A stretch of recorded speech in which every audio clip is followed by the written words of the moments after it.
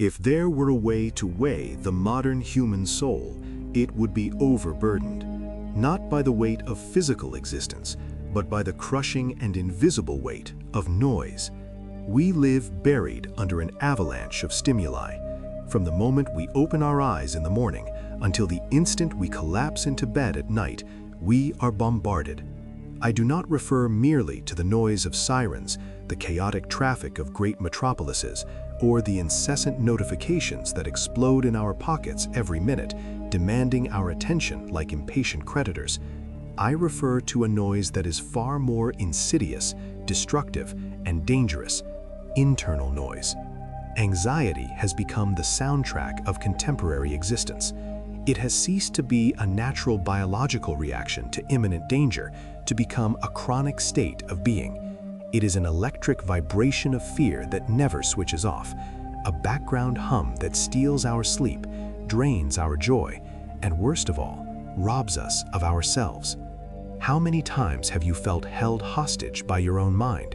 How many times have you woken up in the middle of the night, not because of an external noise, but because your thoughts were screaming so loudly about the future, about debts, about relationships, or about death itself, that the silence of the room seemed deafening? We run desperately in search of peace, like thirsty travelers in an infinite desert, but we look in the wrong places. We try to silence anxiety with more distractions. We seek empty entertainment to anesthetize the pain of thinking. We buy things we do not need to fill a void that is not physical. We believe in the collective lie that if we solve all external problems, if we have more money, if the house is tidy, if the body is perfect, the internal storm will cease. But eternal wisdom, that sacred and luminous point where ironclad Stoic philosophy meets the living water of profound spirituality, points us in the opposite direction. The cure lies not in movement. The cure lies not outside. The cure lies in silence. To understand how to use silence to overcome anxiety, we must, before any technique, understand the nature of the enemy. What is anxiety, after all? From the perspective of great Stoic masters like Seneca, Epictetus, and Marcus Aurelius, anxiety is an error of judgment. It is a critical failure in our perception of reality and time. Anxiety is the arrogance of the mind, believing it can live in the future. Seneca warned us with surgical precision that spans the centuries: we suffer more in imagination than in reality. When we are anxious, we are, spiritually speaking, committing an act of profanation against the present moment. We are rejecting the now, the only place where life exists, where action is possible, and where the divine dwells, in favor of a ghostly future that may never arrive. Anxiety is a form of fiction. It is our mind creating horoscripts where we are the helpless victims. Stoicism teaches us that it is not events that disturb us, but our opinion about events. The fear of losing a job hurts more than the loss itself. The fear of loneliness wounds more than actually being alone. Spiritually, anxiety is a crisis of deep faith. It is the doubt that we will have the strength, the wisdom, or the support necessary to face tomorrow. It is living in a state of cosmic orphanhood, feeling small and alone against a hostile universe. And it is exactly here, at this breaking point of pain, that silence enters. Not as a cowardly escape, but as the most powerful weapon a human being can wield to retake the throne of their own consciousness. Before we continue to unravel these tools, I want to extend an invitation to you who feel that your mind needs a deep restructuring. If you seek not just momentary relief, but a transformation of character based on reason and spirit, subscribe now to the channel Letters to the Stoics. We are a community dedicated to rescuing ancient wisdom to heal modern pains. By subscribing, you ensure that these letters of strength and wisdom reach you daily. Do not walk alone. Join those who seek inner fortitude.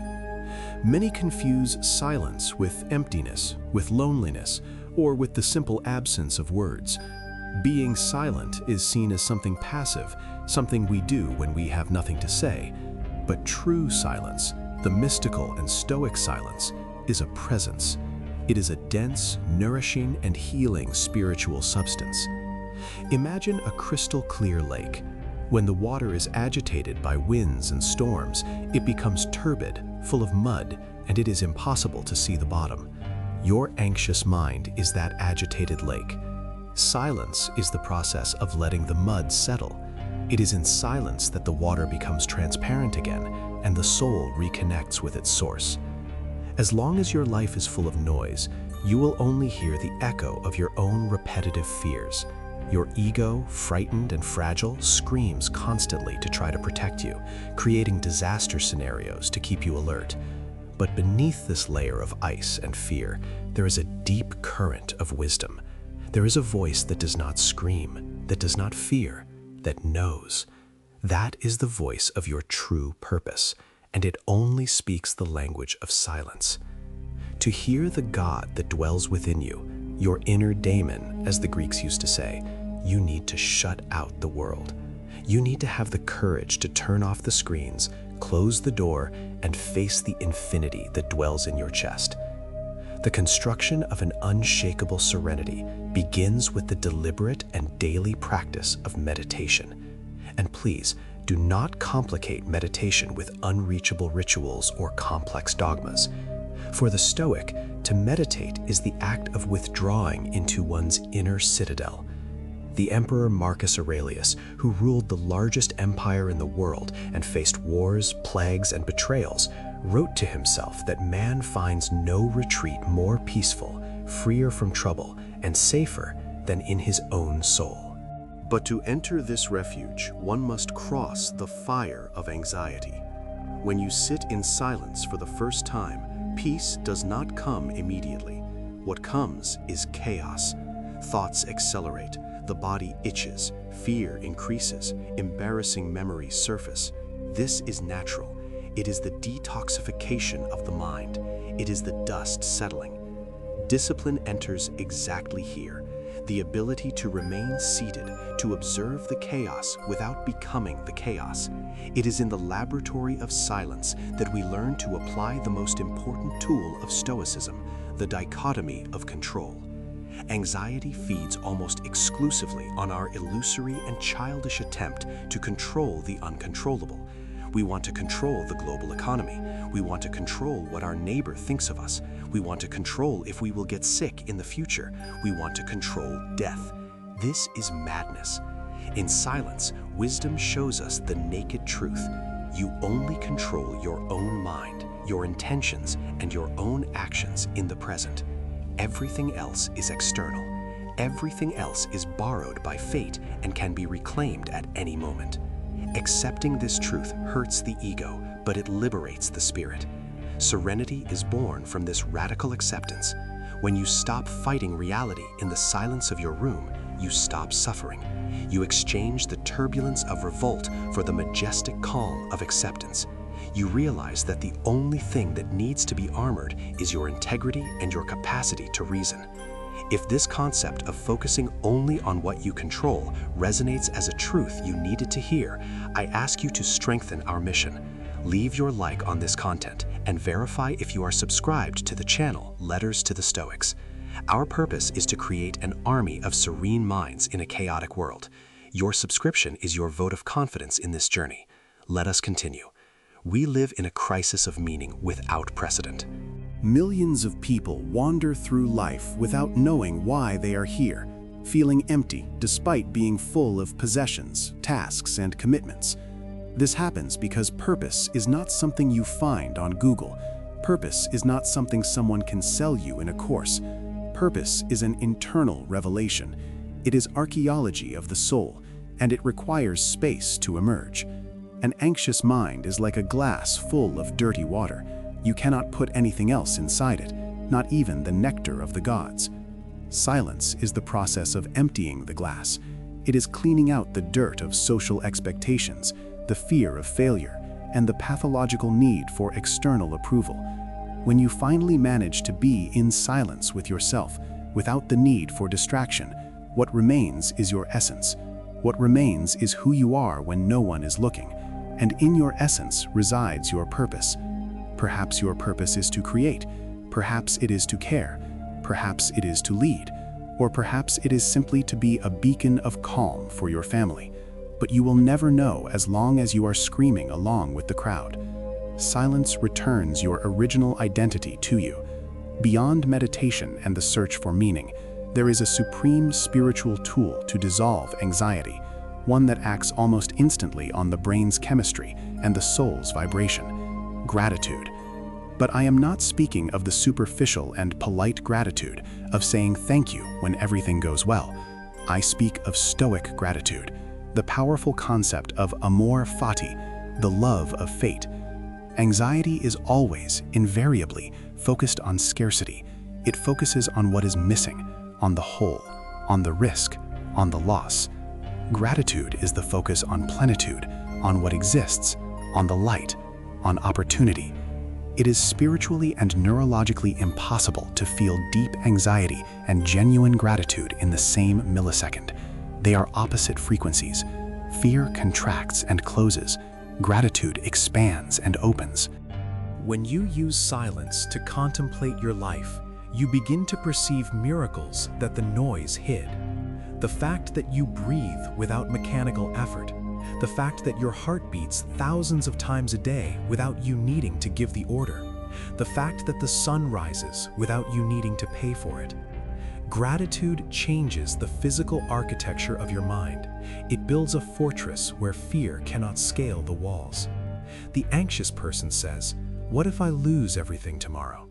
The grateful person, trained in the school of silence, says, "I am deeply grateful for what I have right now, in this second.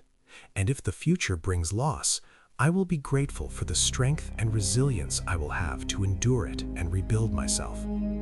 This shift in perspective is the master key to peace.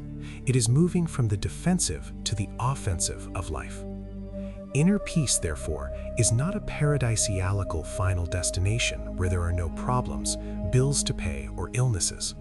Many people fall into the trap of thinking they will only be stoic or spiritual when life is perfect. This is a childish illusion. Life is cyclical. It is made of seasons. There will be storms. There will be harsh winters. There will be losses. And there will be pain. This is inevitable. Real peace, the serenity of sages and saints, is the capacity to remain upright while the world shakes. It is the ability to keep the soul's center of gravity unchanged, no matter how much the boat rocks. And this muscular stability of the soul only develops in the gym of silence. No one gets strong reading about exercises. You need to lift the weight. No one becomes serene reading about peace. You need to practice silence. Every moment of your day in which you choose not to react impulsively is a spiritual victory. Every time you feel anxiety rising up your throat like poison, and instead of screaming, crying, or despairing, you close your eyes, take a deep breath, and enter silence, you are reprogramming your destiny. You are saying to the universe, to God, and to yourself, "I am not a slave to my emotions. I am the master of my mind." The discipline required to do this day after day, failing and trying again, is what separates the boys from the men, the beginners from the spiritual masters. The path is narrow and the gate is tight. The world will continue trying to seduce you with noise, selling the idea that happiness is loud, euphoric, and constant. But Stoic happiness is silent. It is tranquil. It is a candle flame that burns steadily and illuminates the whole room, not a firework that explodes, makes noise, and disappears, leaving smoke. Wisdom teaches us to love stillness, not to fear being alone with our thoughts, to view silence not as isolation, but as the noblest company we can have, our own, purified by reason. Therefore, the invitation I extend to you today is radical and countercultural. I do not ask you to abandon your life, your work, or your family to live on a mountain.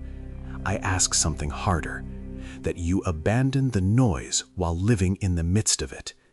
I ask that you set aside 10, 20, 30 minutes of your day to do nothing but be, to sit with your anxiety face to face without fleeing, until it gets tired of screaming and leaves, revealing the peace that was always hidden behind it. I ask that you use meditation as a daily and mandatory bath for the soul, cleaning off the dirt of the world. I ask that you practice gratitude as a sharp sword against the fear of the future. You will discover that at the bottom of the well of silence, there is fresh water that never dries up. You will discover that you are infinitely stronger than you imagined, that your purpose was always there, pulsing, waiting only for you to shut the mouth of the world so you could hear it.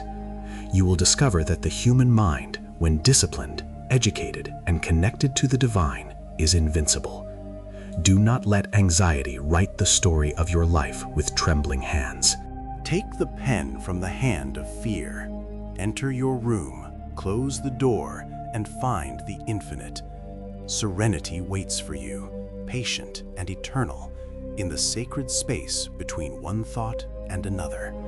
The power, the true power, has always belonged and will always belong to those who know the secret of silence. May you have the courage and the wisdom to use it every day of your life. And remember, this journey does not end here.